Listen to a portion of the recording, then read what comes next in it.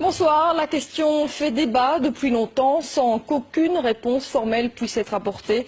Il n'empêche, cette étude laisse perplexe. Des chercheurs de l'ULB ont exposé des fourmis à des ondes GSM. Très vite, les animaux sont non seulement désorientés, mais ils perdent de 50% de leur capacité, un résultat qui donne à réfléchir. Jimmy Méo et Kinerkan. L'expérience peut être réalisée très rapidement.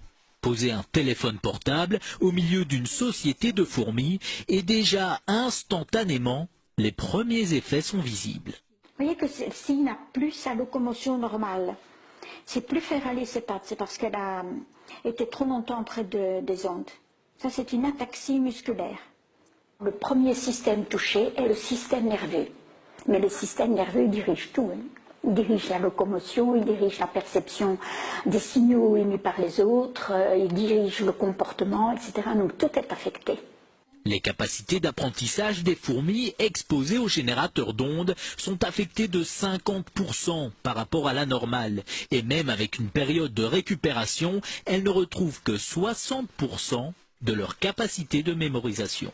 J'ai éteint le générateur, elles ont récupéré un peu et ont pu apprendre, mais n'ont plus jamais réatteint leur niveau initial.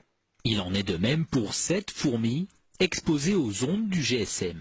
Si on arrête tôt l'expérience, elle va récupérer. Si on continue, elle va mourir. Les dangers pour l'homme sont aussi à prendre au sérieux.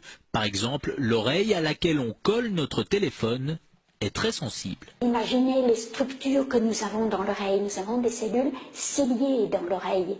Déjà dans l'oreille moyenne, la trompe d'Eustache, mais après, pour l'équilibre, pour le son, ce sont des cellules terriblement fragiles. Les conseils, éloignez votre appareil, pas d'utilisation pendant trop longtemps. Et contre les insectes nuisibles, un petit générateur d'ondes pourrait ainsi faire office d'insecticide.